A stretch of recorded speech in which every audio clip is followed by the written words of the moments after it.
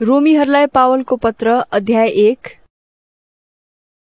म पावल यीशु ख्रिस्टको दास प्रेरित हुनलाई बोलाइएको र परमेश्वरको त्यस सुसमाचारको निम्ति अलग गरिएको हुँ, जुन सुसमाचार उहाँले अघिबाटै आफ्ना अगमवक्ताद्वारा पवित्र धर्मशास्त्रमा प्रतिज्ञा गर्नुभएको थियो। यो सुसमाचार परमेश्वरका पुत्रको विषयमा हो, जसको जन्म शरीर अनुसार दाउदको वंशबाट भएको थियो। यीशु ख्रिस्ट हाम्रा प्रभु मरेकाहरूबाट पुनरुत्थान भएर पवित्रताको आत्मा अनुसार शक्तिमा परमेश्वरका पुत्र ठहरिनु भयो। उहाँका नाउँको खातिर विश्वासद्वारा आउने आज्ञा पालन सबै जातिहरूका बीचमा ल्याउनलाई हामीले उहाँद्वारा अनुग्रह र प्रेरितको काम पाएका छौं। तिमीहरू पनि तिनीहरू सँगसँगै यीशु ख्रिस्टका हुन बोलाइएका छौ। रोममा भएका तिमीहरू सबै परमेश्वरका प्रियहरू जो सन्त हुनलाई बोलाइएका छौ, तिमीहरूलाई परमेश्वर हाम्रा पिता र प्रभु यीशु ख्रिस्टबाट अनुग्रह र शान्ति। सर्वप्रथम म मेरा परमेश्वरलाई यीशु ख्रिस्टद्वारा तिमीहरू सबैका निम्ति धन्यवाद चढाउँछु, किनकि तिमीहरूका विश्वासको कुरा सारा संसारमा प्रचार भएको छ। म सम्पूर्ण हृदयले उहाँका पुत्रको सुसमाचार प्रचारमा उहाँको सेवा गर्दछु र परमेश्वर मेरो साक्षी हुनुहुन्छ कि कसरी म निरन्तर मेरा प्रार्थनामा तिमीहरूलाई याद गर्दछु।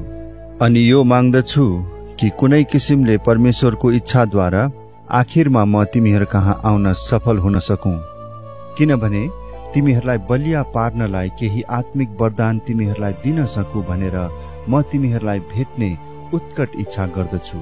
यसरी तिमीहरूको र मेरो हाम्रो पारस्परिक विश्वासबाट हामी दुवैले एउटा अर्काबाट प्रोत्साहन पाउन सकौं। भाइ हो, तिमीहरूलाई थाहा होस् भन्ने म चाहन्छु कि म तिमीहरूका र बाँकी अन्य जातिहरूका बीचमा पनि केही फल बटुल्न सकूं भनेर तिमीहरूका आउने धेरै पल्ट इच्छा गरे, तर म अहिलेसम्म रोकिएको छु।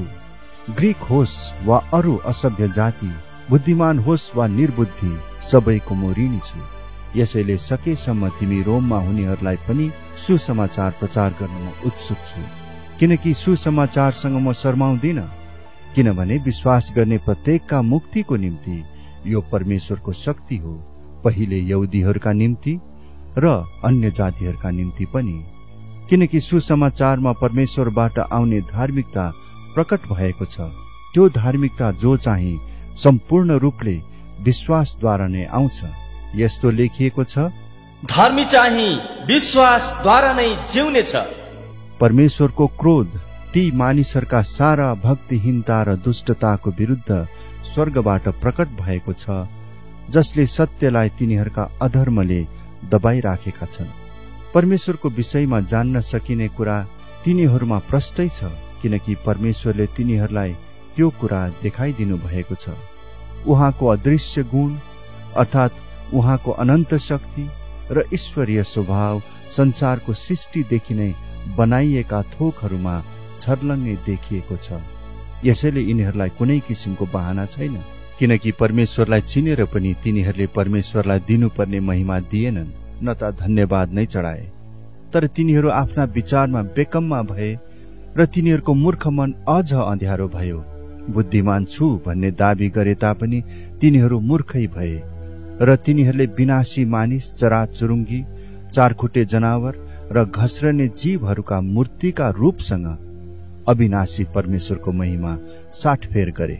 यसकारण परमेश्वरले तिनीहरूलाई तिनीहरूका हृदयका काम वासनाको अशुद्धतामा छोडिदिनु भयो कि तिनीहरूले आपसमा आफ्ना शरीरको अनादर गरून्, किनकि तिनीहरूले परमेश्वरको सत्यतालाई झुटसँग साटेर सदा सर्वदाका परम धन्य सृष्टिकर्तालाई त्यागेर बरु सृष्टि गरिएका थोकहरूको पूजा र सेवा गरे।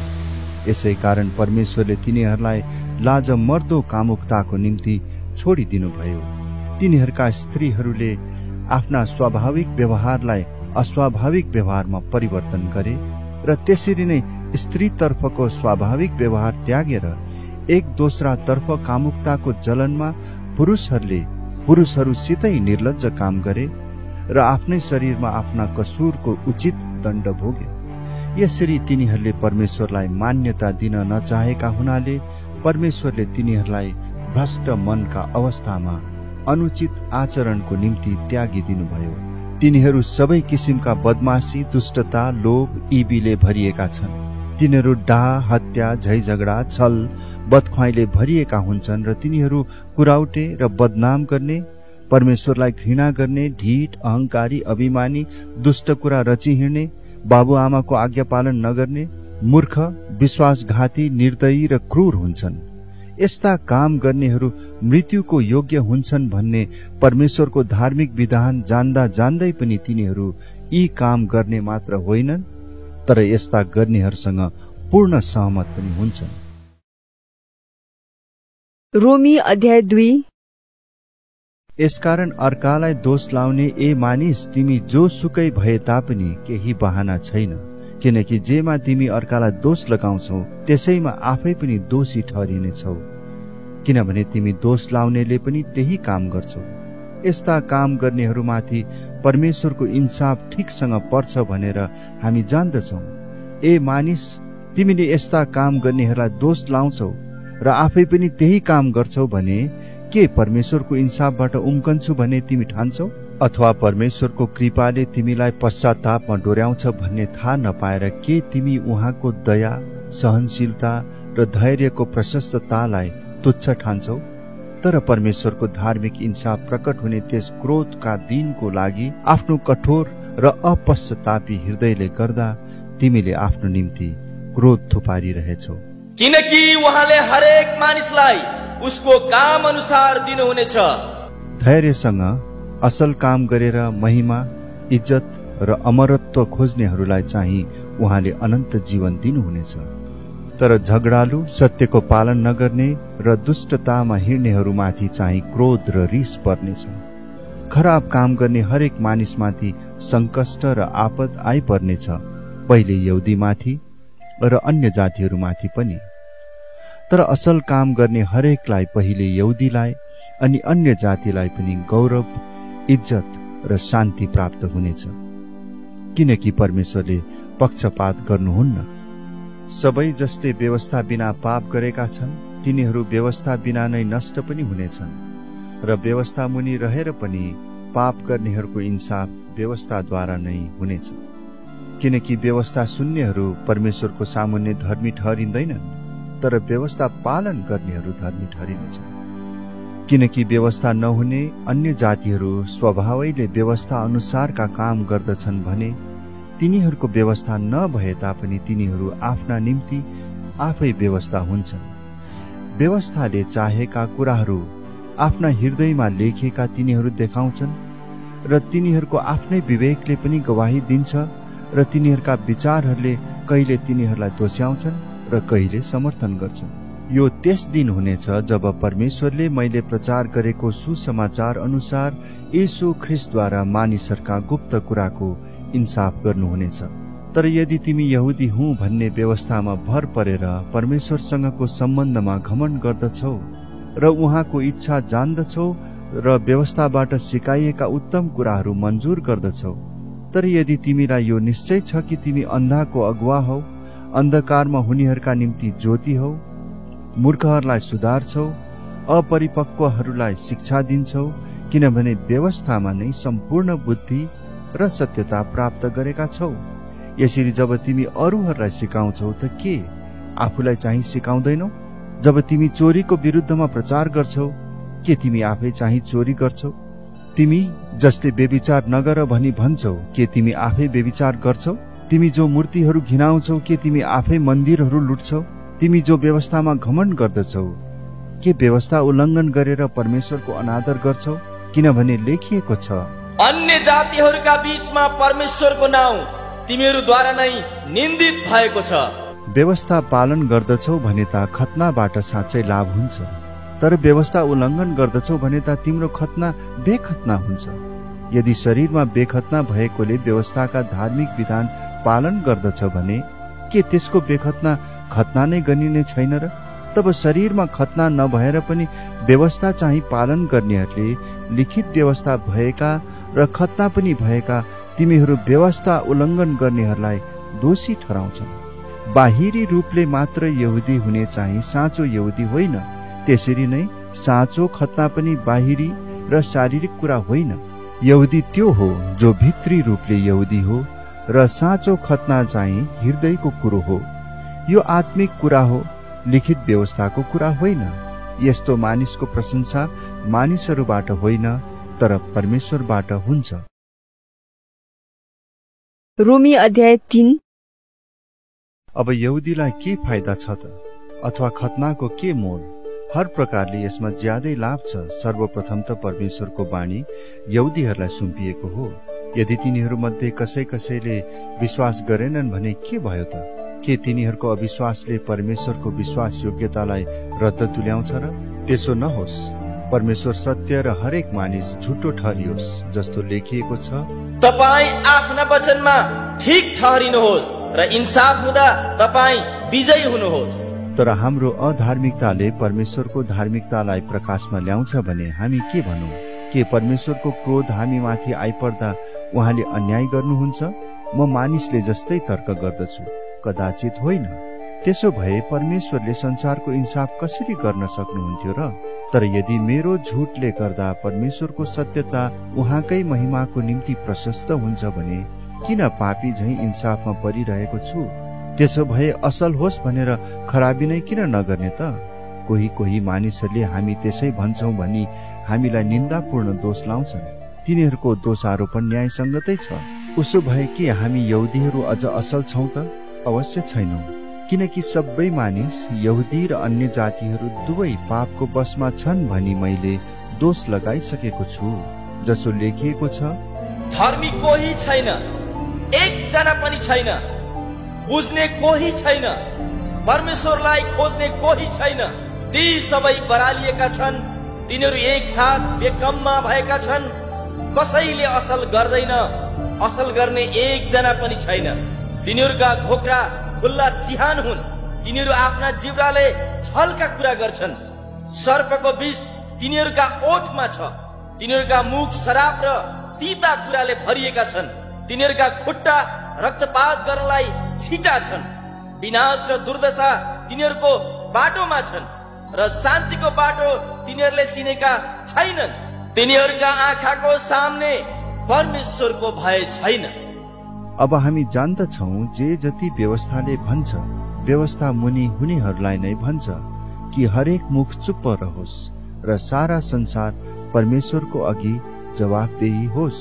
यसै कारण व्यवस्थाको कर्मले कोही प्राणी उहाँको दृष्टिमा धर्मी ठहरिने छैन, किनकि व्यवस्थाद्वारा नै पापको चेतना हुन्छ। तर अब त व्यवस्था बिनै परमेश्वरबाट आउने धार्मिकता प्रकट भएको छ। त्यसैको गवाही व्यवस्था र अगमवक्ताहरूले दिएका छन्। यीशु ख्रीष्टमा विश्वास गर्ने सबैमाथि परमेश्वरको धार्मिकता विश्वासद्वारा प्रकट भएको छ, किनभने केही भेद छैन, किनकि सबैले पाप गरेका छन् र परमेश्वरको महिमासम्म पुग्नबाट चुकेका छन्।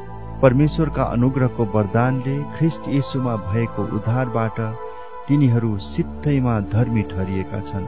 परमेश्वरले ख्रीष्टलाई उहाँको रगतद्वारा प्रायश्चितको बलिदान स्वरूप प्रस्तुत गर्नुभयो, जुन प्रायश्चित विश्वासद्वारा ग्रहण गर्नुपर्दछ। यो काम परमेश्वरले आफ्नो धार्मिकता देखाउनलाई गर्नुभयो, किनभने उहाँको ईश्वरीय धैर्यमा अगाडिका पापहरूलाई उहाँले वास्ता गर्नु भएको थिएन।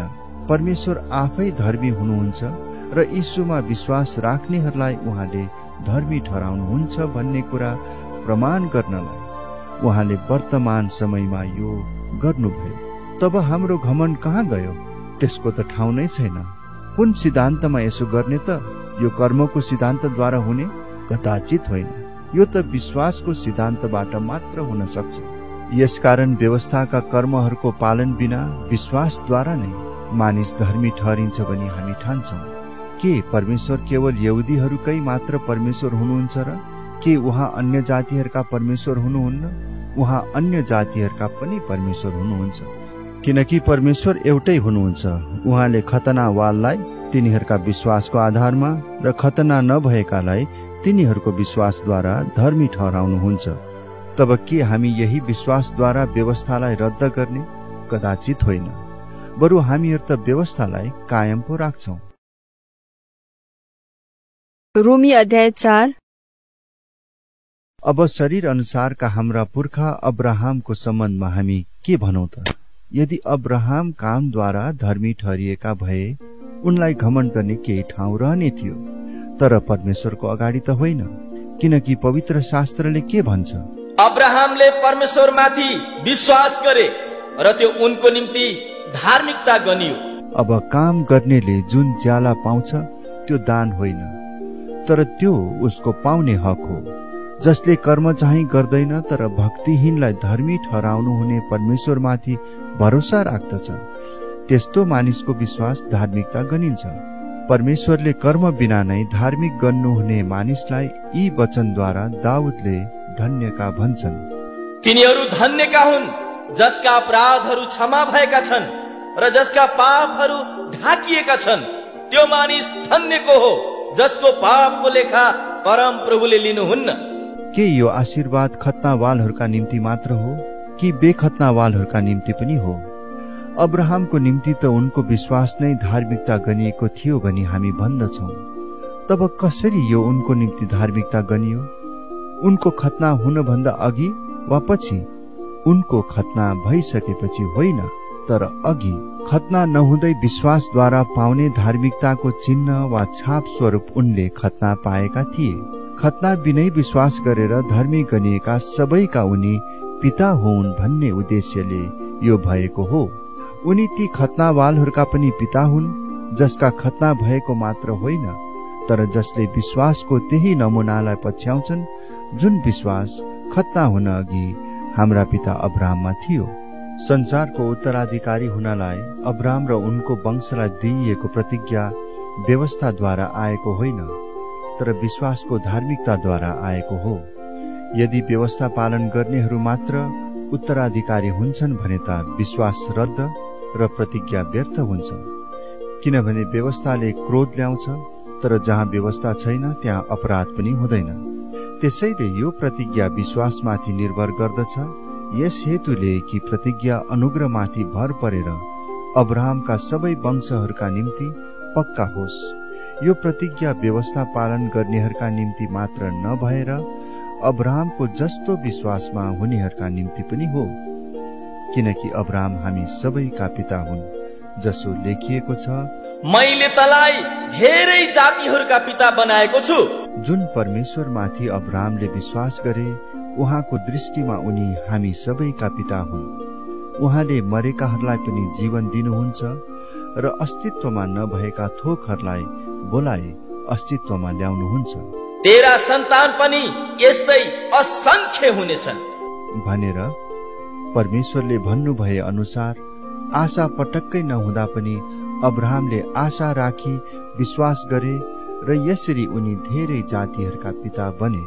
प्राय 100 वर्ष पुगिसकेका अब्राहम मरे तुल्य भइसकेको आफ्नो शरीर तथा साराको कोख बाँझो भएको बुझेर पनि विश्वासमा कमजोर भएनन्। परमेश्वरको प्रतिज्ञा बारे कुनै शंकाले उनलाई डगमगाउन सकेन, तर आफ्नो विश्वासमा दरिलो भएर उनले परमेश्वरलाई महिमा दिए। प्रतिज्ञा गर्नुभएको कुरा परमेश्वरले गर्न पनि सक्नुहुन्छ भन्ने अब्राहमलाई पूरा निश्चय थियो। यसै कारण पनि उनको विश्वास उनको निम्ति धार्मिकता गनियो। धार्मिकता गनिएको हो भन्ने यो वचन उनैको खातिर मात्र लेखिएको होइन, तर हाम्रा निम्ति पनि हो।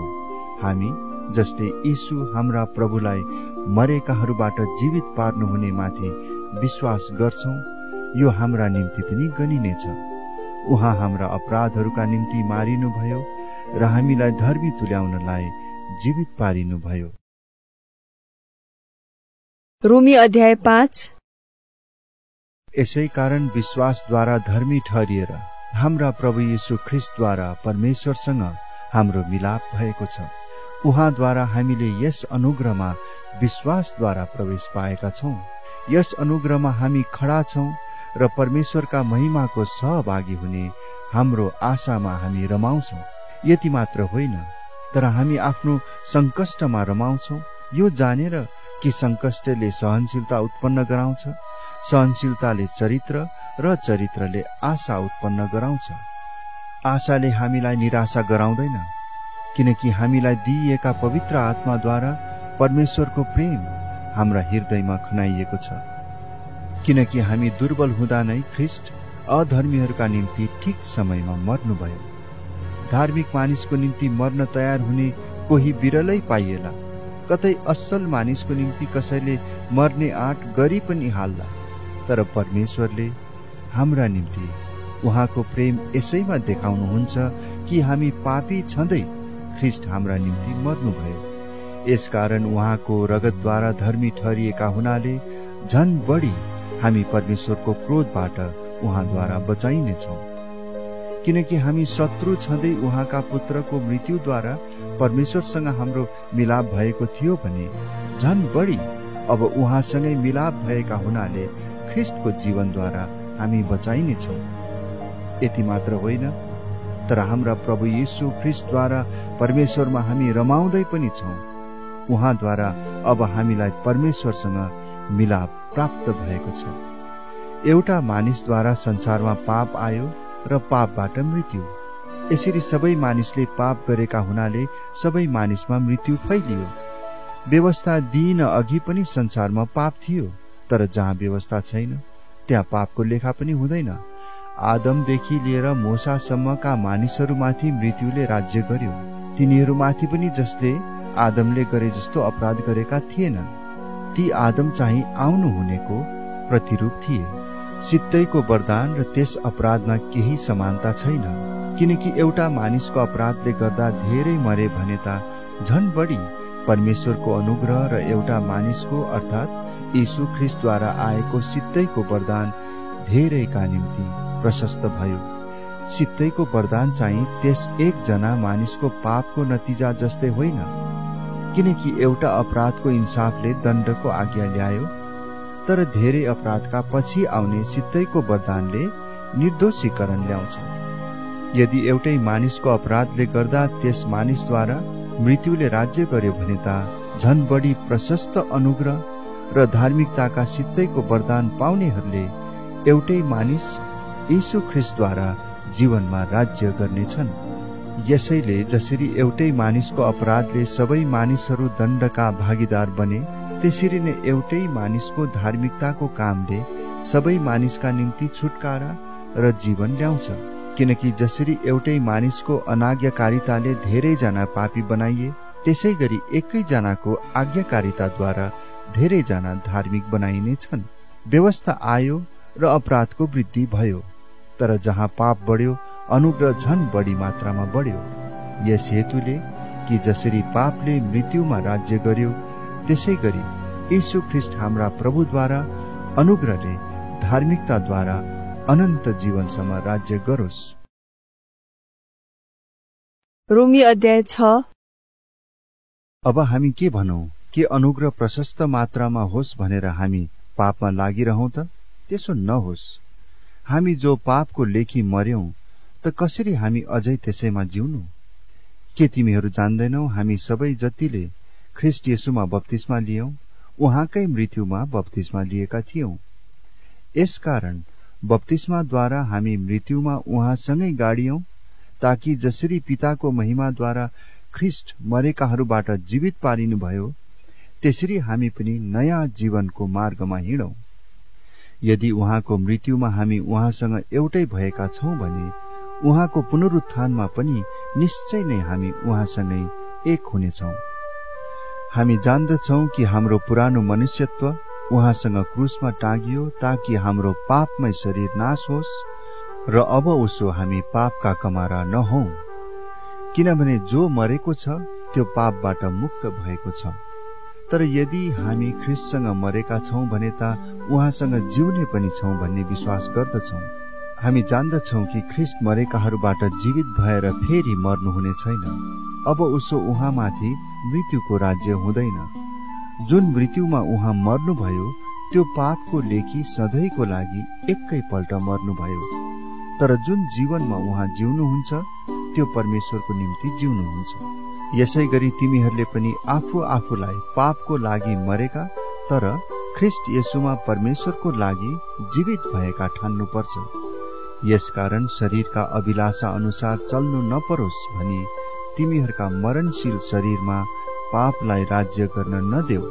आफ्ना शरीरका अंगहरू दुष्टताका साधनको रूपमा पाप गर्नलाई समर्पण नगर, तर मृत्युबाट जीवनमा ल्याइएका मानिसहरू जस्तै आफैलाई परमेश्वर कहाँ दिइहाल र शरीरका अंगहरूलाई धार्मिकताका साधन जस्तै परमेश्वर कहाँ समर्पण गर।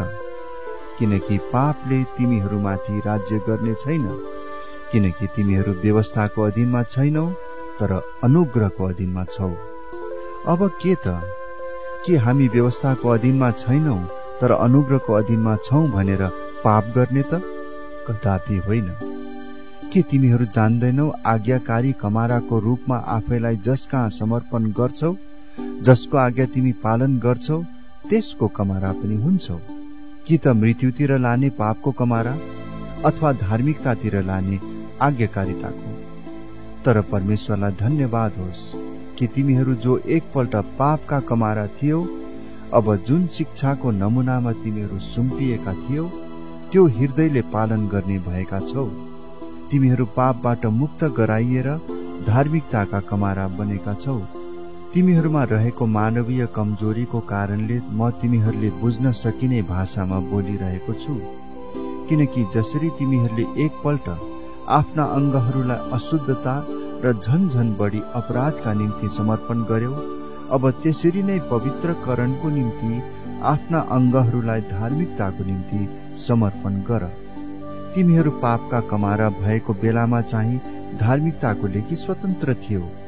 अब जुन कुराहरूमा तिमीहरू अहिले शर्माउँछौ सो कुराहरूबाट तिमीहरूले के प्रतिफल पायौ? ती कुराहरूको अन्त्य चाहिँ मृत्यु हो।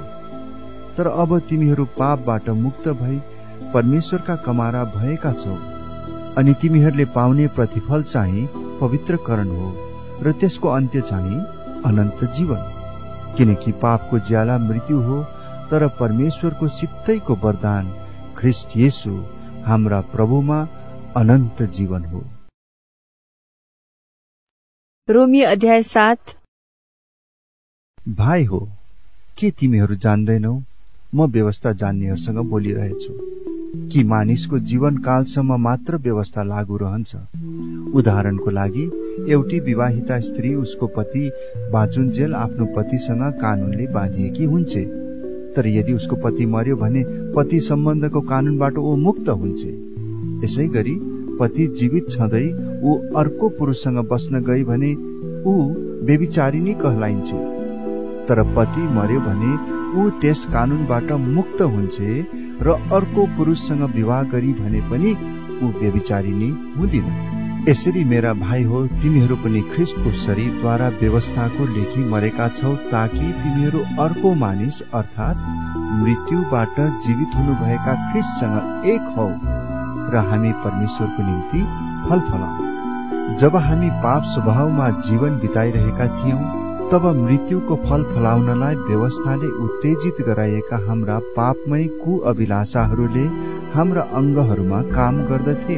हामीलाई बन्धनमा राख्ने व्यवस्थाको लेखी मरेर हामी अब त्यसदेखि मुक्त भएका छौं र हामी पुरानो लिखित विधानको अधीनमा होइन, तर पवित्र आत्माको नयाँ जीवनमा सेवा गर्दछौं। हामीले के भन्ने त? व्यवस्था पाप हो? कदापि होइन। यदि व्यवस्था नभए मैले पाप थाहा पाउने थिइन, किनकि तैले लोभ नगर भनी व्यवस्थाले नभनेको भए लोभ गर्नु के हो सो थाहा पाउने थिइन। तर पापले आज्ञामा मौका पाएर ममा सबै किसिमका लोभ उत्पन्न गरायो। व्यवस्था बिना त पाप मुर्दा तुल्य हो। व्यवस्था बिना रहँदा एकपल्ट म जीवित थिएँ, तर आज्ञा आएपछि पाप जागी उठ्यो र म चाहिँ मरे। जीवनको प्रतिज्ञा दिने त्यही आज्ञाले मेरो निम्ति मृत्यु ल्यायो, किनकि पापले आज्ञाद्वारा मौका पाएर मलाई छल्यो र त्यसैद्वारा मलाई मार्यो। व्यवस्था पवित्र छ र आज्ञा पवित्र, न्यायसङ्गत र असल छ। त के जो असल छ त्यसले मेरो निम्ति मृत्यु ल्याए त? कदापि होइन। तर पाप चाहिँ पापैको रूपमा देखियोस् भनेर असल कुराद्वारा पापले ममा मृत्यु उत्पन्न गराइरहेछ, ताकि आज्ञाद्वारा पाप सम्पूर्ण रूपले पापमय बनोस्। किनकि हामी जान्दछौं कि व्यवस्था आत्मिक हो, तर म चाहिँ शारीरिक छु, र पापैमा बेचिएको छु। म के गर्दछु त्यो बुझ्दिन, किनकि म जे चाहन्छु त्यो गर्दिन, तर त्यही गर्दछु जो म घृणा गर्दछु। गर्न नचाहेको म गर्दछु भने व्यवस्था असल छ भनी म सहमत हुन्छु। यसैले अब त्यो गर्ने म होइन, तर ममा वास गर्ने पाप हो। किनकि मलाई थाहा छ कि ममा अर्थात् मेरो पाप स्वभावमा केही असल कुराले वास गर्दैन। जे असल छ त्यो गर्ने इच्छा ममा छ, तर म त्यो पूरा गर्न सक्दिन। किनभने असल काम जो म गर्न चाहन्छु त्यो म गर्दिन, तर दुष्ट काम जो म गर्न चाहन्न त्यही म गर्ने गर्छु। अब म जो इच्छा गर्दिन त्यही गर्छु भने त्यो गर्ने म होइन, तर म भित्र वास गर्ने पाप हो। यसरी एउटा नियमले काम गरेको म पाउँछु। जब म भलो गर्न चाहन्छु तब दुष्टतालाई मेरो नजिकै उपस्थित पाउँछु, किनकि म मेरो अन्तस्करणमा परमेश्वरको व्यवस्थामा आनन्दित हुन्छु। तर मेरा अङ्गहरूमा अर्को नियमले मेरो मनमा रहेको नियमसँग युद्ध गर्दछ, र मेरा अङ्गहरूमा वास गर्ने पापको नियमले मलाई बन्धनमा पार्दछ। हाय, म कस्तो दुखी मानिस! यस मृत्युको शरीरबाट मलाई कसले छुटाउला? येशू ख्रीष्ट हाम्रा प्रभुद्वारा नै परमेश्वरलाई धन्यवाद होस्। त्यसैले म स्वयं आफ्नो मनले त परमेश्वरका व्यवस्थाको सेवा गर्दछु, तर मेरो पाप स्वभावद्वारा चाहिँ म पापका व्यवस्थाको सेवा गर्दछु। रोमी अध्याय 8। यसकारण अब ख्रीष्ट येशूमा भएकाहरूलाई दण्डको आज्ञा छैन। पाप र मृत्युको व्यवस्थाबाट मलाई जीवनका आत्माको व्यवस्थाले ख्रीष्ट येशूमा मुक्त पारेको छ। पाप स्वभावले दुर्बल पारिएको हुनाले व्यवस्थाले जे गर्न सकेन परमेश्वरले गर्नुभयो, अर्थात् उहाँले आफ्ना पुत्रलाई पापमय शरीरको स्वरूपमा पाप बलि झैं पठाउनु भयो। यसरी उहाँले पापलाई शरीरमा नै दण्ड दिनुभयो। यस हेतुले कि व्यवस्थाको उचित आवश्यकता हामीमा पूर्ण होस्। हामी जो पाप स्वभाव अनुसार होइन, तर पवित्र आत्मा अनुसार चल्दछौँ। किनभने पाप स्वभाव अनुसार चल्नेहरूले शरीरका कुरामा मन लगाउँछन्, तर आत्मा अनुसार चल्नेहरूले आत्माका कुरामा मन लगाउँछन्। किनभने पाप स्वभावमा मन लगाउनु चाहिँ मृत्यु हो, तर पवित्र आत्मामा मन लगाउनु जीवन र शान्ति हो। किनभने पापमय शरीरतिर लागेको मन चाहिँ परमेश्वरप्रति शत्रुता हो। परमेश्वरका व्यवस्थाको अधीनमा त्यो हुँदैन, न त त्यो कहिले हुन सक्छ। पाप स्वभावको वशमा हुनेहरूले परमेश्वरलाई प्रसन्न पार्न सक्दैनन्। यदि साँच्चै परमेश्वरका आत्मा तिमीहरूमा वास गर्नुहुन्छ भने तिमीहरू पाप स्वभावमा होइन, तर पवित्र आत्मामा हुन्छ। तर कुनै मानिसमा ख्रीष्टका आत्मा हुनुहुन्न भने त त्यो उहाँको हुँदै होइन।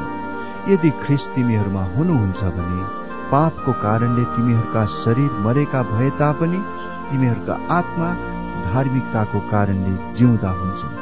तर यदि यीशुलाई मरेकाबाट जीवित पार्नु हुनेका आत्मा तिमीहरूमा वास गर्नुहुन्छ भने ख्रीष्ट येशूलाई मरेकाबाट जीवित पार्नु हुनेले नै तिमीहरूमा वास गर्नुहुने उहाँका आत्माद्वारा तिमीहरूका मरणशील शरीरलाई पनि जीवन दिनुहुनेछ। यसैले त भाइ हो, पाप स्वभाव अनुसार जिउनलाई हामी पाप स्वभावप्रति बाध्य छैनौं। किनकि पाप स्वभाव अनुसार जिउँछौ भने तिमीहरू मर्छौ, तर यदि पवित्र आत्माद्वारा शरीरका कार्यहरू तिमीहरूले निर्मूल पार्यौ भने तिमीहरू जिउनेछौ।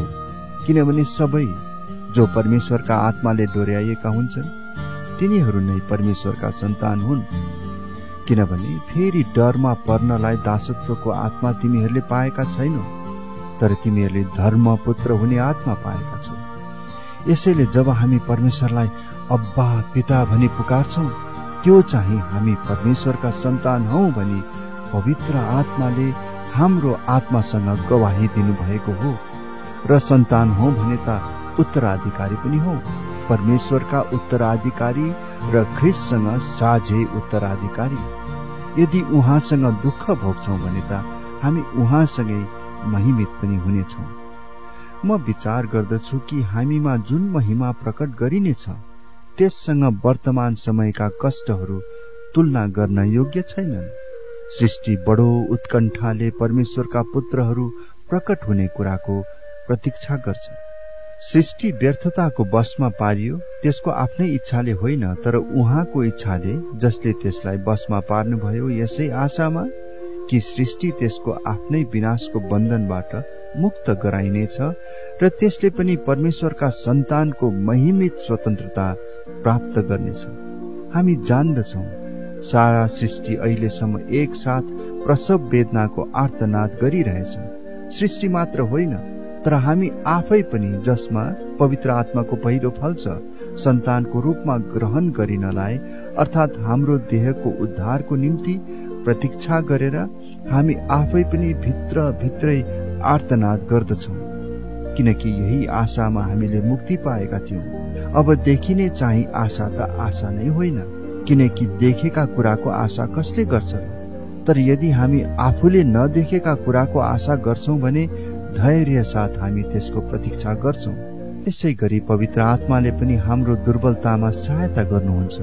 कसरी प्रार्थना गर्नुपर्ने हो हामी जान्दैनौँ, तर शब्दहरूमा व्यक्त गर्न नसकिने सुस्केरामा पवित्र आत्माले हाम्रा निम्ति मध्यस्थता गर्नुहुन्छ र मानिसहरूका हृदयको खोजी गर्नुहुनेले पवित्र आत्माको विचार के हो सो जान्नुहुन्छ, किनकि परमेश्वरको इच्छा अनुसार पवित्र आत्माले सन्तहरूका निम्ति मध्यस्थता गर्नुहुन्छ। हामी जान्दछौँ उहाँलाई प्रेम गर्नेहरू र उहाँका अभिप्राय अनुसार बोलाइएकाहरूका निम्ति हरेक कुरामा परमेश्वरले भलाइ नै गर्नुहुन्छ। जसलाई उहाँले पहिलेबाटै चिन्नु भएको छ, उहाँले तिनीहरूलाई आफ्ना पुत्रको रूप समान बनाउनलाई धेरै भाइहरू मध्ये उहाँ चाहिँ ज्येष्ठ हुन् भनेर अघिबाटै नियुक्त गर्नुभयो। जसलाई उहाँले अघिबाटै नियुक्त गर्नुभयो तिनीहरूलाई उहाँले बोलाउनु पनि भयो, र जसलाई उहाँले बोलाउनु भयो तिनीहरूलाई उहाँले धर्मी पनि ठहराउनु भयो, र जसलाई धर्मी ठहराउनु भयो तिनीहरूलाई उहाँले महिमित पनि पार्नुभयो। हामीले यसमा के भन्ने त? यदि परमेश्वर हामी तर्फ हुनुहुन्छ भने हाम्रो विरुद्ध को हुन्छ? जसले आफ्नै निज पुत्रलाई बाँकी राख्नु भएन, तर हामी सबैका निम्ति उहाँलाई दिनुभयो, के उहाँले हामीलाई सबै थोक पनि उहाँकै साथमा दिनुहुने छैन र? परमेश्वरका चुनिएकाहरूका विरुद्धमा कसले अभियोग लाउनेछ? धर्मी ठहराउने परमेश्वर नै हुनुहुन्छ भने दण्डको आज्ञा दिने को हो? मर्ने त ख्रीष्ट येशू हुनुहुन्छ, जो मरेकाहरूबाट जीवित पारिनुभयो र परमेश्वरको दाहिने बाहुलीतर्फ हुनुहुन्छ र हाम्रा निम्ति मध्यस्थ पनि गर्नुहुन्छ। कसले हामीलाई ख्रीष्टको प्रेमबाट अलग गर्ने? के संकष्टले अथवा दुःखले वा खेदोले वा अनिकालले वा नग्नताले अथवा खतराले वा तरवारले? यस्तो लेखिएको छ, तपाईको खातिर हामी दिनभरि मारिन्छौं, काटिने भेडाहरू जस्तै हामीहरू गनिएका छौं। होइन, यी सबै कुरामा हामीलाई प्रेम गर्नुहुनेद्वारा हामी विजेताहरू भन्दा पनि अझ बढी छौं।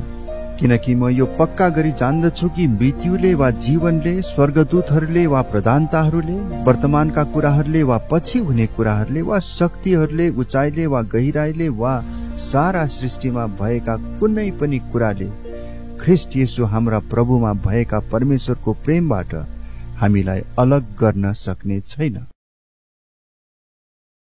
रोमी अध्याय 9। म ख्रीष्टमा साँचो बोलिरहेछु, मैले ढाँटेको छैन। मेरो विवेकले पवित्र आत्मामा मलाई गवाही दिन्छ। मेरो हृदयमा असाध्य शोक र मनमा अटुट वेदना छ। म त यहाँसम्म पनि चाहन सक्थे कि मेरा भाइहरू र मेरा जातिको नाताले मेरा कुटुम्बहरूका खातिर म नै श्रापित हौं र ख्रीष्टबाट परित्यक्त हौं। तिनीहरू इस्राएलीहरू हुन् अनि पुत्र हुने अधिकार, महिमाको दर्शन, करार, व्यवस्थाको प्रदान, मन्दिरको आराधना र प्रतिज्ञाहरू तिनीहरूका आफ्नै हुन्। पूर्वजहरू यिनीहरूका नै हुन् र ख्रीष्ट पनि शरीर अनुसार तिनीहरूकै वंशका हुनुहुन्छ। सर्वोच्च परमेश्वर जसको युगानुयुग स्तुति होस्, आमीन। तर परमेश्वरको वचन विफल भएको होइन, किनकि इस्राएलबाट जन्मेका सबै इस्राएल होइनन्, न त अब्राहमका सन्तान हुँदैमा सबै तिनका छोराछोरी हुन्, तर धर्मशास्त्रमा भने अनुसार इसहाकबाट नै तिनीहरूको सन्तान गनिनेछ। यसको अर्थ शरीरबाट जन्मेकाहरू परमेश्वरका सन्तान होइनन्, तर करारबाट उत्पन्न भएकाहरू नै अब्राहमका सन्तान हुन्। त्यस प्रतिज्ञाले यसो भन्दछ, तोकिएको समयमा म फर्केर आउनेछु र साराको एउटा छोरो हुनेछ। त्यसो मात्र होइन, जब रिबेकाले एउटै पुरुष हाम्रा पुर्खा इसहाकबाट गर्भधारण गरिन् र जुम्ल्या बालकहरू जन्मनु अघिबाटै तिनीहरूले कुनै असल वा खराब गर्न अघि नै कर्मले होइन तर उहाँको बोलावट अनुसार परमेश्वरका चुनावको उद्देश्य ठरियोस् भनेर रिबेकालाई यसै भनिएको थियो, जेठाले कान्छाको सेवा गर्नेछ, जसो लेखिएको छ, याकुबलाई मैले प्रेम गरे तर एसावलाई तुच्छ ठाने। अब हामी के भनौं? के परमेश्वरमा अन्याय छ त? कदापि होइन। उहाँ मोसालाई भन्नुहुन्छ, जसमाथि म कृपा गर्न चाहन्छु त्यसलाई म कृपा गर्नेछु र जसलाई म टिठाउन चाहन्छु त्यसलाई म टिठाउनेछु। यसकारण मानिसको इच्छा वा प्रयासमाथि यो निर्भर गर्दैन तर परमेश्वरको कृपामाथि निर्भर गर्दछ। कि धर्मशास्त्रले फारोलाई भन्छ, म मेरो शक्ति तमा देखाऊ र सारा पृथ्वीमा मेरो नाउँको घोषणा गरियोस् भन्ने अभिप्रायले मैले तलाई खडा गरे। यसकारण उहाँले इच्छा गर्नुभएकाहरूलाई उहाँले कृपा गर्नुहुन्छ र उहाँले इच्छा गर्नुभएकाहरूको हृदयलाई उहाँले कठोर पार्नुहुन्छ। तब तिमी मलाई भन्नेछौ, परमेश्वरले अझै किन दोष लगाउनुहुन्छ? किनकि उहाँको इच्छालाई कसले विरोध गर्न सक्छ? तर मानिस भएर परमेश्वरलाई जवाफ लाग्ने तिमी को हौ? के ढालेर बनाएको वस्तुले आफूलाई बनाउनेलाई मलाई किन यस्तो बनाएको भन्छ र? के एउटै माटोको ढिकाबाट एउटा आदरको भाँडो र अर्को चाहिँ तुच्छ कामको लागि बनाउने माटोमाथि कुमालेको अधिकार छैन र? यदि परमेश्वरले आफ्नो क्रोध प्रकट गर्न र आफ्नो शक्ति प्रदर्शन गर्नलाई विनाशको लागि तयार पारिएको क्रोधका पात्रहरूलाई अत्यन्त धैर्य साथ सहनु भएको छ भने के भयो त? यदि महिमाको निम्ति अघिबाटै तयार पार्नु भएको उहाँका कृपा पात्रहरूलाई आफ्नो महिमाको सम्पत्ति प्रकट गर्नलाई उहाँले यसो गर्नुभयो, अर्थात् हामी जसलाई यहुदीहरूबाट मात्र होइन तर अन्य जातिहरूबाट पनि उहाँले बोलाउनु भएको छ भने के भयो त? जस्तो होसेको पुस्तकमा पनि उहाँ भन्नुहुन्छ, जुनहरू मेरा मानिसहरू थिएनन् तिनीहरूलाई म मेरा प्रजा तुल्याउने छु र जसलाई मैले प्रेम गरेको थिइनँ त्यसलाई म मेरो प्रिय भन्ने छु। अनि जहाँ तिमीहरू मेरा प्रजा होइनौ भनी तिनीहरूलाई भनिएको थियो त्यही तिनीहरू जीवित परमेश्वरका सन्तान कहलाइनेछन्। इस्राएलको बारेमा यसैया घोषणा गर्छन्, इस्राएलका सन्तानको संख्या समुद्रको बालुवा जत्तिकै भए पनि बाँकी रहेकाहरूको मात्र उद्धार हुनेछ। किनकि प्रभुले पृथ्वीमा उहाँका दण्डको आज्ञा दृढता र शीघ्रता साथ पूर्ण गर्नुहुनेछ। यसैयाले यो भविष्यवाणी गरेका छन्, सेनाहरूका परमप्रभुले हाम्रा निम्ति सन्तान नछोड्नु भएको भए हामी सदोम जस्तै हुने थियौं र गमोरा समान बन्ने थियौं। अब हामी के भनौं? धार्मिकताको पछि नलाग्ने अन्य जातिहरूले धार्मिकता प्राप्त गरेका छन्, अर्थात् विश्वासद्वारा पाइने धार्मिकता। तर व्यवस्थामाथि आधारित भएको धार्मिकताको पछि लाग्ने त्यस इस्राएलले त्यो व्यवस्था पूरा गर्न सकेन। किन सकेन? किनकि धार्मिकता कर्महरूमाथि आधारित छ भन्ठानेर तिनीहरूले विश्वासद्वारा धार्मिकता खोजेनन्। तिनीहरू ठेस लाग्ने ढुङ्गामा ठक्कर खाएर लडेका छन्, जस्तो लेखिएको छ, हेर म सियोनमा एउटा ढुङ्गा राख्दछु जसमा मानिसहरूलाई ठेस लाग्छ, एउटा चट्टान जसले तिनीहरूलाई लडाउँछ, तर उहाँमा विश्वास गर्ने कोही शर्ममा पारिने छैन। रोमी अध्याय 10। भाइ हो, मेरो आफ्नो हृदयको इच्छा र तिनीहरूका निम्ति परमेश्वरमा मेरो प्रार्थना यही छ कि तिनीहरूले उद्धार पाउन्। म यो गवाही दिन्छु कि परमेश्वर प्रति तिनीहरूको जोश त छ, तर यो जोश ज्ञान अनुसार छैन, किनभने परमेश्वरबाट आउने धार्मिकताको विषयमा नजानेर तिनीहरूको आफ्नै धार्मिकता स्थापित गर्न खोज्दा तिनीहरू परमेश्वरका धार्मिकताको अधीनमा रहेनन्। किनभने विश्वास गर्ने धर्मी ठरियोस् भनेर ख्रिस्ट नै व्यवस्थाको अन्त्य हुनुहुन्छ।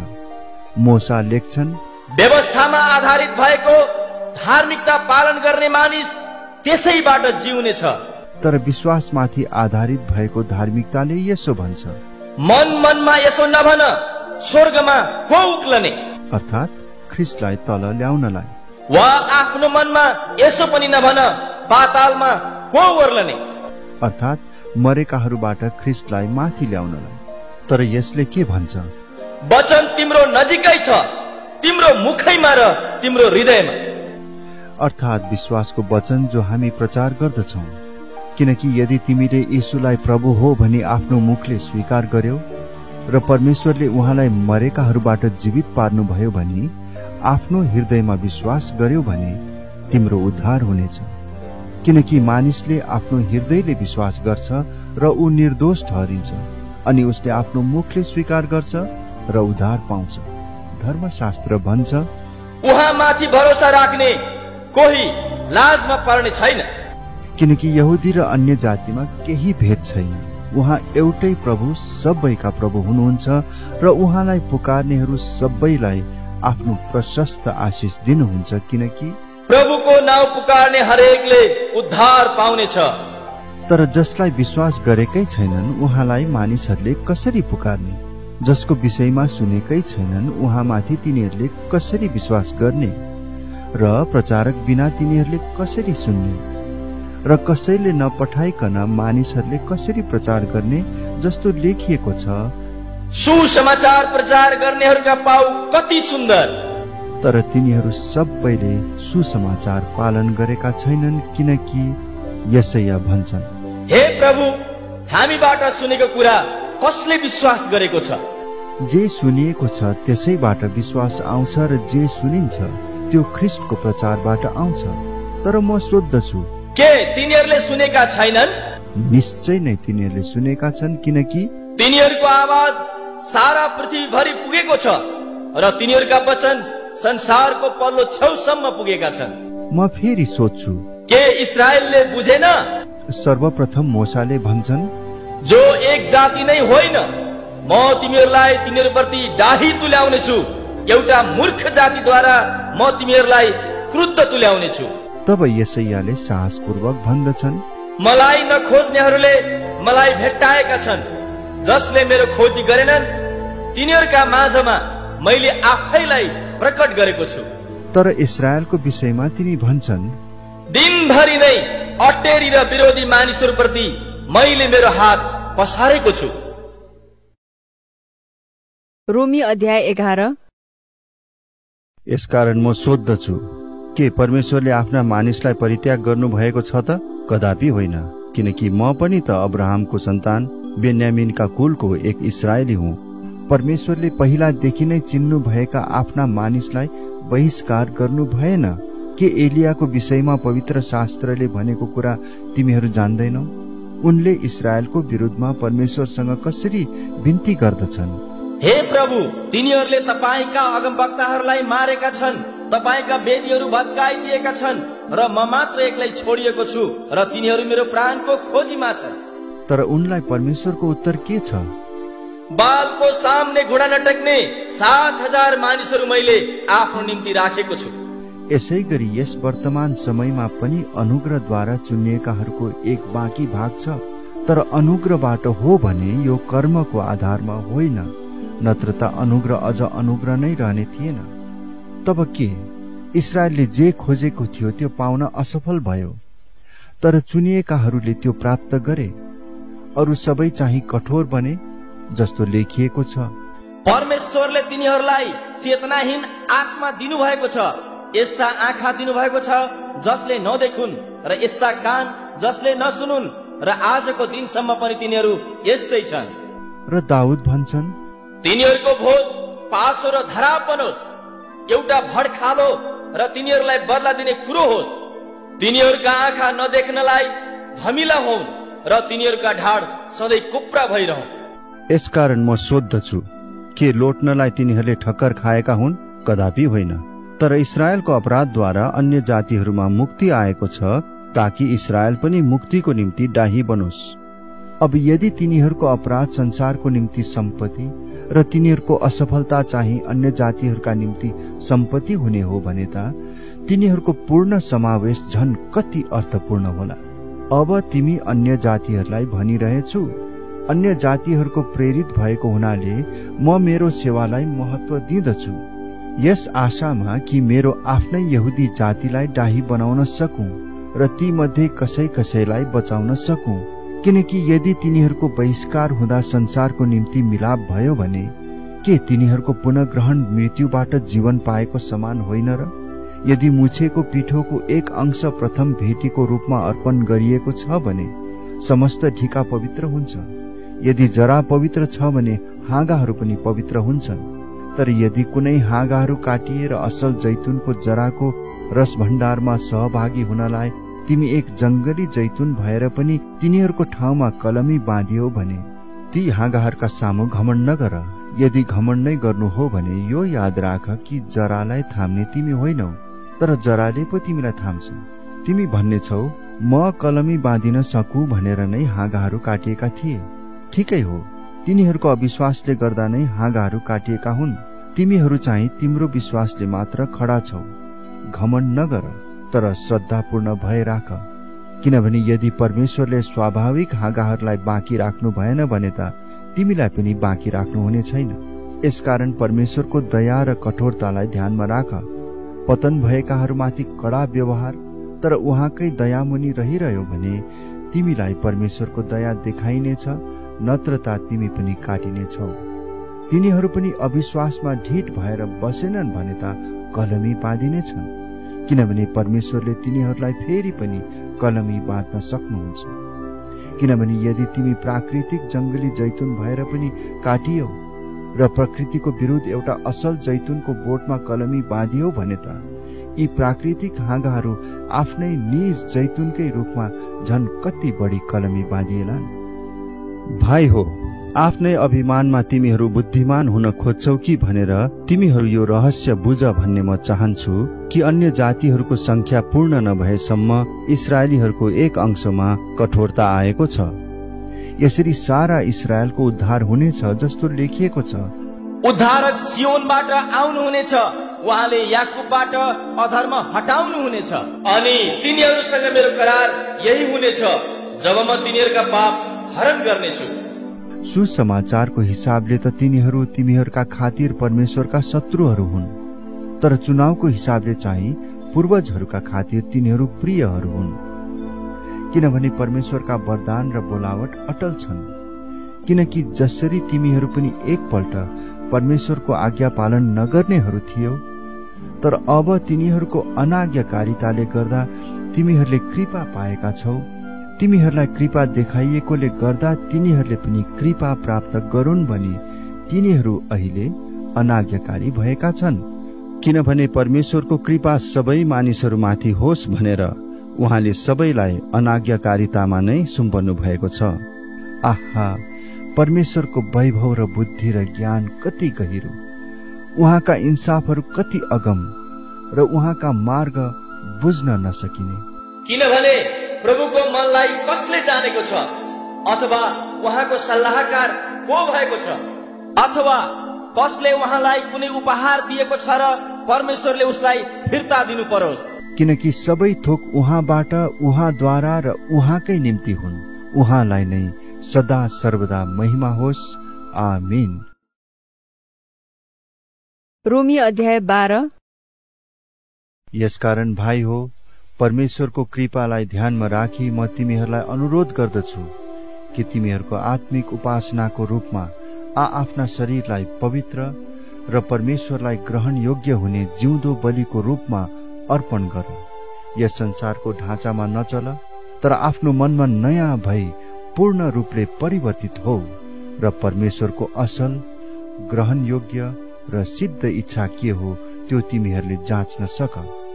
किनभने मलाई दिइएको अनुग्रहद्वारा तिमीहरू मध्ये हरेकलाई म आग्रह गर्दछु, जसले आफूलाई जस्तो सम्झनु पर्छ त्यसभन्दा बढी नसम्झोस्, तर परमेश्वरले हरेकलाई दिनुभएको विश्वासको नाप बमोजिम सन्तुलित विचारले सोचोस्। किनकि जसरी हाम्रो एउटै शरीरमा धेरै अङ्ग हुन्छन्, तर सबै अङ्गहरूको एउटै काम हुँदैन, त्यसरी नै हामी जो धेरै छौं हामी पनि ख्रिस्टमा एउटै शरीर हौं र प्रत्येक एक अर्काका अङ्ग हौं। हामीलाई दिइएको अनुग्रह अनुसार अलग अलग वरदानहरू हामी प्रयोग गरौं। अगमबानीको हो भने विश्वासको परिमाण अनुसार, सेवाको हो भने सेवाको काममा, शिक्षा दिनेले शिक्षा दिने काममा, अर्ती दिनेले अर्ती दिने काममा, दान दिनेले उदार चित्तले, सहायता दिनेले जोश साथ, कृपाको काम गर्नेले खुसीसित। प्रेम निष्कपट होस्। जुन कुरा खराब छ त्यसलाई घृणा गर, जुन कुरा असल छ त्यसमा लागिरह। भ्रातृ प्रेमसँग एक अर्कालाई प्रेम गर, आफूलाई भन्दा बढी अरूलाई आदर गर, जोशमा पछि नहट, पवित्र आत्मामा प्रज्वलित हो, प्रभुको सेवा गर्दै रहो। आफ्नो आशामा आनन्द गर, संकष्टमा धैर्य धारण गर, प्रार्थनामा निरन्तर लागिरह। सन्तहरूको खाँचोमा सहायता देऊ, अतिथि सत्कार कायम राख। तिमीहरूको खेदो गर्नेहरूलाई आशीर्वाद देऊ, न सराप। आनन्द गर्नेहरूसँग आनन्द गर, रुनेहरूसँग रो। एक अर्कासँग मिलेर बस, अभिमानी नहो, तर नम्रहरूसँग संगत गर, कहिले अहंकारी नहो। कसैलाई खराबको सट्टा खराब नगर। जुन कुरा सबै मानिसहरूका दृष्टिमा आदरणीय छ तिनमा ध्यान देऊ। हुन सक्छ भने सकेसम्म सबैसँग शान्तिमा बस।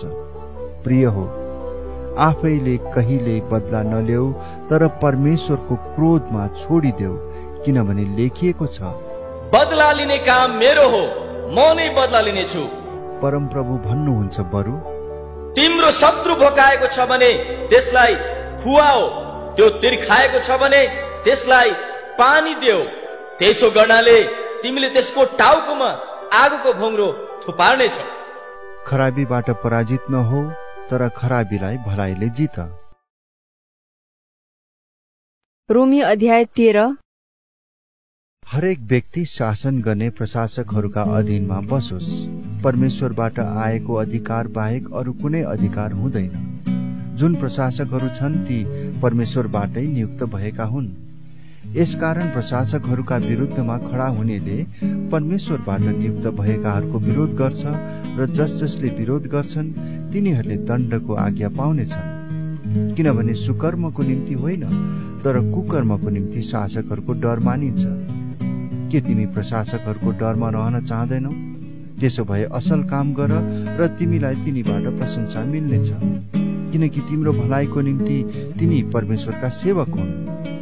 तर यदि तिमी खराबी गर्छौ भने डर मान, किनभने तिनले तरवार व्यर्थमा भिर्दैन। खराब काम गर्नेमाथि परमेश्वरको दण्ड ल्याउने तिनी परमेश्वरका सेवक हुन्। यसकारण परमेश्वरको दण्डबाट बच्नलाई मात्र होइन, तर विवेकको निम्ति पनि तिमी तिनका अधीनमा रहनुपर्छ। यसै कारणले पनि तिमी कर तिर्दछौ, किनकि प्रशासकहरू यसै कामको निम्ति निरन्तर लागिरहेका परमेश्वरका सेवक हुन्। तिर्नुपर्ने कुरा सबैलाई तिर, कर तिर्नुपर्नेलाई कर, महसुल तिर्नुपर्नेलाई महसुल, आदर गर्नुपर्नेलाई आदर, इज्जत गर्नुपर्नेलाई इज्जत गर। आपसमा प्रेम गर्नु बाहेक कसैको केही कुरामा ऋणी नहो, किनकि आफ्नो छिमेकीलाई प्रेम गर्नेले व्यवस्था पूरा गरेको हुन्छ। तैले व्यभिचार नगर, तैले हत्या नगर, तैले चोरी नगर, तैले लोभ नगर। यी आज्ञाहरू बाहेक र अरू जति आज्ञा छन् ती सबैको सारांश यसै आज्ञामा पाइन्छ, अर्थात् तैले आफ्नो छिमेकीलाई आफूलाई जस्तै प्रेम गर। प्रेमले छिमेकीको खराबी गर्दैन, यसकारण प्रेम गर्नु नै व्यवस्था पूरा गर्नु हो। यस बाहेक यो वर्तमान समय कस्तो छ सो तिमीहरूलाई थाहा छ। अब निन्द्राबाट बिउजने ठिक बेला आइपुगेको छ, किनकि हामीले पहिले विश्वास गरेको भन्दा अहिले हाम्रो मुक्ति अझ नजिक छ। रात बितिसक्यो र दिन नजिकै आइपुगेको छ। यसकारण अन्धकारका काम छोडेर हामी ज्योतिका हात हतियार धारण गरौं। दिउँसो जस्तै गरी हामी ठिकसँग चलौं, मोज मजामा, मतवालीपनामा, व्यभिचारमा, भ्रष्टाचारमा, झगडामा र डाहामा होइन, तर प्रभु यीशु ख्रीष्टलाई धारण गर र पाप स्वभावको अभिलाषा पूरा गर्ने कुरामा ध्यान नदेऊ। रोमी अध्याय 14। विश्वासमा कमजोर हुने मानिसलाई ग्रहण गर, तर उसको मत सम्बन्धी कुरामा वाद विवाद गर्नलाई होइन। कसैले सबै थोक खानुहुन्छ भनी विश्वास गर्छ, तर विश्वासमा कमजोर हुनेले चाहिँ सागसब्जी मात्र खान्छ। खानेले नखाने मानिसलाई तुच्छ नठानोस् र नखानेले खानेलाई दोष नलगाओस्, किनभने परमेश्वरले त्यसलाई ग्रहण गर्नु भएको छ। अर्काको चाकरलाई इन्साफ गर्ने तिमी को हौ? त्यो त आफ्नै मालिकको सामु खडा हुन्छ वा पतित हुन्छ। त्यो खडा गराइनेछ किनभने त्यसका मालिकले त्यसलाई खडा गराउन सक्छ। कुनै मानिसले एउटा दिनलाई अर्को दिन भन्दा बढी महत्वको मान्छ, अर्को मानिसले सबै दिनलाई समान ठान्छ। हरेक मानिस आफ्नै मनमा पूर्ण रूपले निश्चित हुनुपर्छ। जुन व्यक्तिले कुनै दिनलाई विशेष रूपले पालन गर्छ त्यसले प्रभुको आदरको निम्ति पालन गर्छ। जुन व्यक्तिले खान्छ त्यसले प्रभुको निम्ति खान्छ, किनकि त्यसले परमेश्वरलाई धन्यवाद दिन्छ। जुन व्यक्तिले खाँदैन त्यसले परमेश्वरको आदरको निम्ति खाँदैन र परमेश्वरलाई धन्यवाद दिन्छ। हामी कोही पनि आफ्नै निम्ति बाँच्दैनौँ र कोही पनि आफ्नै निम्ति मर्दैनौँ। यदि हामी बाँच्छौँ भने प्रभुकै निम्ति बाँच्छौँ र मर्छौँ भने प्रभुकै निम्ति मर्छौँ। चाहे हामी बाँचौँ चाहे मरौँ, हामी प्रभुकै हौँ। यसैको निम्ति ख्रिस्ट मर्नुभयो र फेरि जीवित हुनुभयो कि उहाँ मरेकाहरू र जीवितहरू दुवैका प्रभु हुन्। तिमी किन आफ्नो भाइको इन्साफ गर्छौ? अथवा तिमी आफ्नो भाइलाई किन तुच्छ ठान्छौ? किनभने हामी सबै परमेश्वरका न्याय आसनको सामने खडा हुनेछौँ। किनकि लेखिएको छ, प्रभु भन्नुहुन्छ, जस्तो म जीवित छु प्रत्येक घुँडा मेरो सामने टेकिनेछ र हरेक जिब्रोले परमेश्वरको प्रशंसा गर्नेछ। यसैले हामी हरेकले परमेश्वरलाई आफ्नो लेखा दिनेछौँ। यसै कारण हामी एउटाले अर्कालाई अब उसो इन्साफ नगरौँ, बरु आफ्नो भाइको बाटोमा ठेस लाग्ने कुरो अथवा बाधा पार्ने कुरो कहिले नराख्ने अठोट गरौँ। म जान्दछु र प्रभु येशूमा मलाई निश्चय छ कि कुनै कुरा पनि आफैमा अशुद्ध हुँदैन, तर जसले त्यो अशुद्ध ठान्छ त्यसको निम्ति त्यो अशुद्धै हुन्छ। यदि तिमीले जे खान्छौ त्यस कुराले तिम्रो भाइलाई चोट पार्छ भने तिमी प्रेममा चलेका हुँदैनौ। जुन भाइको निम्ति ख्रिस्ट मर्नुभयो, तिमीले खाएको कुराबाट उसको नाश नहोस्।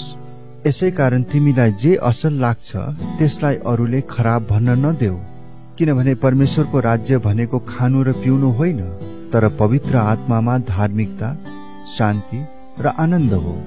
जसले यस किसिमले ख्रिस्टको सेवा गर्दछ त्यो परमेश्वरलाई मन पर्ने र मानिसहरूबाट असल ठहरिएको हुन्छ। यसैले हामी ती कुराहरूको अनुसरण गरौं जसले शान्ति ल्याउँछ अनि एउटाले अर्काको आत्मिक उन्नति गराउँछ। खाने कुराको खातिर परमेश्वरको कामलाई नष्ट नगर। वास्तवमा सबै कुरा शुद्ध छन्, तर आफूले खाएको कुराले अरूलाई बाधा पार्नु अनुचित हो। उचित त यो हुन्छ कि मासु नखानु, मद्यपान नगर्नु तथा कुनै यस्तो काम नगर्नु जसद्वारा तिम्रो भाइलाई बाधा हुन्छ। तिमीमा भएको विश्वास परमेश्वर र तिम्रो बीचमा राख। धन्यको हो त्यो मानिस जसले आफूले उचित ठहराएका कुराको कारणले आफैलाई दोषी ठहराउनु पर्दैन। तर कसैले शंका गरेर केही खायो भने त्यो दोषी ठहर्छ, किनकि उसले विश्वास साथ खाएको छैन। विश्वासबाट उत्पन्न नभएको कुनै पनि कुरा पाप हो। रोमी अध्याय 15। विश्वासमा दरिला हुने हामीले आफैलाई मात्र खुसी पार्ने इच्छा नराखेर दुर्बल मानिसहरूका कमजोरीलाई सहनुपर्छ। हामी प्रत्येकले आफ्नो छिमेकीको आत्मिक सुधार होस् भनेर तिनको भलाइको लागि तिनलाई प्रसन्न राखौं, किनकि ख्रिस्टले पनि आफैलाई प्रसन्न पार्नु भएन। जसो लेखिएको छ, तपाईलाई निन्दा गर्नेहरूको निन्दा ममाथि पर्यो। अघि अघि लेखिएका कुराहरू हाम्रो शिक्षाको निम्ति लेखिएका थिए, यस उद्देश्यले कि पवित्र शास्त्रबाट आउने स्थिरता र उत्साहद्वारा हामी आशा प्राप्त गर्न सकौं। स्थिरता र उत्साहका परमेश्वरले तिमीहरूलाई ख्रिस्ट येशूसँग एक भएर एउटा अर्कासँग एक चित्तका भई जिउन दिउन्, कि एकै मनका भएर एउटै स्वरले हाम्रा प्रभु येशू ख्रिस्टका परमेश्वर र पिताको महिमा तिमीहरू गर्न सक। यसकारण परमेश्वरका महिमाको निम्ति ख्रिस्टले तिमीहरूलाई ग्रहण गर्नुभए बमोजिम तिमीहरूले पनि एउटाले अर्कालाई ग्रहण गर। म तिमीहरूलाई भन्दछु, हाम्रा पूर्वजहरूलाई दिएका प्रतिज्ञाहरूको पुष्टि गर्नका निम्ति परमेश्वरको सत्यतालाई प्रकट गर्न ख्रिस्ट खतना भएकाहरूको दास बन्नुभयो। यस हेतुले कि अन्य जातिहरूले उहाँका कृपाको निम्ति परमेश्वरको महिमा गरून्, जस्तो लेखिएको छ, यसै कारण अन्य जातिहरूका बीचमा म तपाईको प्रशंसा गर्नेछु र तपाईको नामको स्तुति गाउनेछु। र फेरि यस्तो भनिएको छ, ए अन्य जाति हो, उहाँको प्रजासँग आनन्द मनाओ। र फेरि ए सारा अन्य जाति हो, प्रभुको प्रशंसा गर र सबै मानिसहरूले उहाँको प्रशंसा गरून्। र फेरि यसैया भन्दछन्, ईशैको वंशबाट एकजना आउनुहुनेछ, उहाँले अन्य जातिहरूमाथि शासन गर्नुहुनेछ, उहाँमाथि अन्य जातिहरूले आशा राख्नेछन्। आशाका परमेश्वरले तिमीहरूलाई विश्वासद्वारा सम्पूर्ण आनन्द र शान्तिले भरिपूर्ण गरिदिउन्, यस हेतुले कि पवित्र आत्माको शक्तिले तिमीहरू आशामा प्रशस्त हुन सक। भाइ हो, मलाई निश्चय छ कि तिमीहरू आफै पनि भलाइले भरिएका छौ र सारा ज्ञानमा पूर्ण भई एउटा अर्कालाई शिक्षा दिन समर्थ छौ। तर परमेश्वरले मलाई दिनुभएको अनुग्रहको कारणले तिमीहरूलाई फेरि सम्झना गराउन मैले बडो साहस गरी कतिपय विषयमा लेखेको छु। यो अनुग्रह अन्य जातिहरूका निम्ति परमेश्वरका सुसमाचारको पुजारीले गर्नुपर्ने कर्तव्य पालन गर्नलाई मलाई दिइएको हो, ताकि अन्य जातिहरू पवित्र आत्माद्वारा शुद्ध भएर ग्रहण योग्य बलि बन्न सकुन्। यसकारण परमेश्वरको निम्ति मेरो सेवामा मलाई ख्रीष्ट येशूमा गर्व गर्ने कारण छ, किनभने वचन र कामले अन्य जातिहरूलाई आज्ञाकारी बनाउनलाई ख्रीष्टले मद्वारा जे गर्नु भएको छ ती बाहेक कुनै विषयमा बोल्ने आँट म गर्दिन।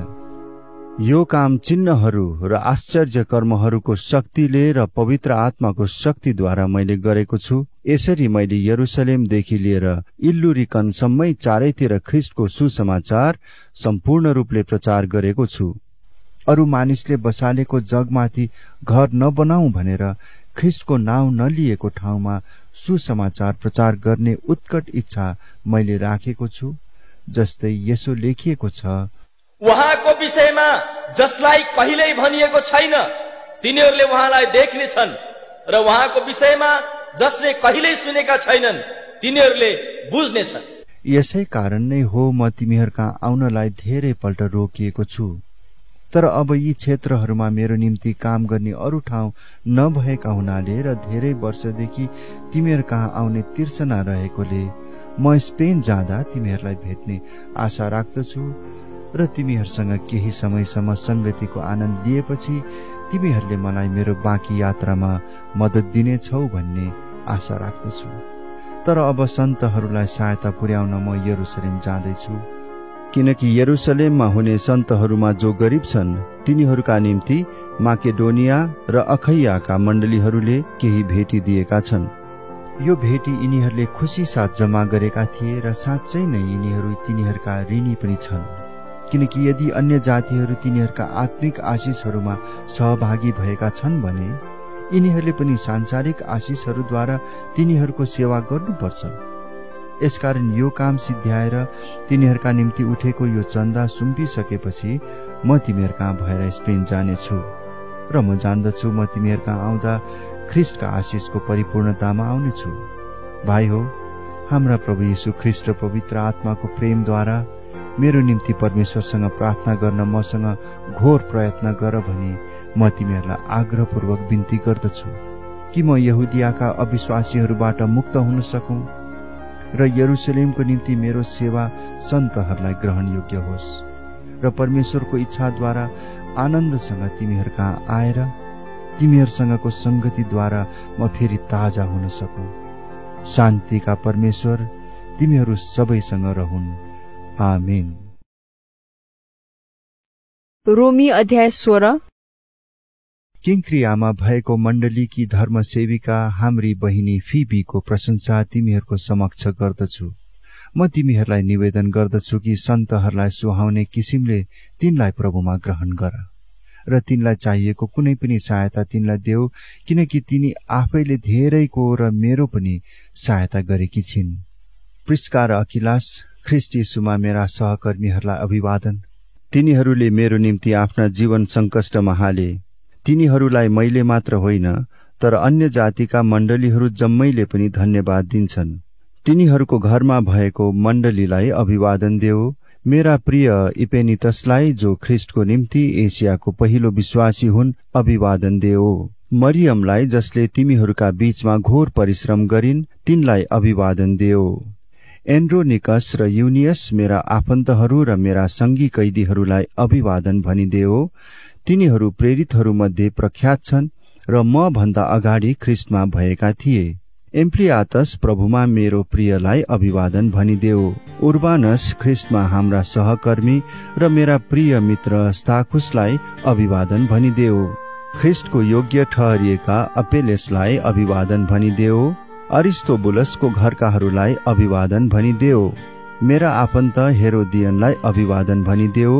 प्रभुमा भएका नर्किससका घरानालाई अभिवादन भनिदेऊ। प्रभुमा परिश्रम गर्ने त्रुफेना र त्रोफोसालाई अभिवादन भनिदेऊ। प्रभुमा अत्यन्तै परिश्रम गर्ने प्रिय पर्सिसलाई अभिवादन भनिदेऊ। प्रभुमा चुनिएका रुफस र तिनकी आमा जो मेरी पनि आमा भएकी थिइन् तिनीहरूलाई अभिवादन भनिदेऊ। असिंक्रितस, फ्लेगन, हर्मेस, पत्रोबास, हर्मास र तिनीहरूसँग भएका भाइहरूलाई अभिवादन भनिदेऊ। फिलोलोगस, युलिया, नेरियस र तिनकी बहिनी र ओलिम्पास र तिनीहरूसँग भएका सबै सन्तहरूलाई अभिवादन भनिदेऊ। एउटाले अर्कालाई पवित्र चुम्बनले अभिवादन गर। ख्रिस्टमा सबै मण्डलीहरूले तिमीहरूलाई अभिवादन पठाएका छन्। तिनीहरूले मेरो निम्ति आफ्ना जीवन सङ्कष्टमा हाले। तिनीहरूलाई मैले मात्र होइन तर अन्य जातिका मण्डलीहरू जम्मैले पनि धन्यवाद दिन्छन्। तिनीहरूको घरमा भएको मण्डलीलाई अभिवादन देऊ। मेरा प्रिय इपेनितसलाई जो ख्रिस्टको निम्ति एसियाको पहिलो विश्वासी हुन् अभिवादन देऊ। मरियमलाई जसले तिमीहरूका बीचमा घोर परिश्रम गरिन् तिनलाई अभिवादन देऊ। एन्ड्रोनिकस र युनियस मेरा आफन्तहरू र मेरा सङ्गी कैदीहरूलाई अभिवादन भनिदेऊ। तिनीहरू प्रेरितहरूमध्ये प्रख्यात छन् र म भन्दा अगाडि ख्रिस्टमा भएका थिए। एम्प्लियातस प्रभुमा मेरो प्रियलाई अभिवादन भनिदेऊ। उर्बानस ख्रिस्टमा हाम्रा सहकर्मी र मेरा प्रिय मित्र स्ताखुसलाई अभिवादन भनिदेऊ। ख्रिस्टको योग्य ठहरिएका अपेलेसलाई अभिवादन भनिदेऊ। अरिस्तोबुलसको घरकाहरूलाई अभिवादन भनिदेऊ। मेरा आफन्त हेरोदियनलाई अभिवादन भनिदेऊ। प्रभुमा भएका नर्किससका घरानालाई अभिवादन भनिदेऊ। प्रभुमा परिश्रम गर्ने त्रुफेना र त्रोफोसालाई अभिवादन भनिदेऊ।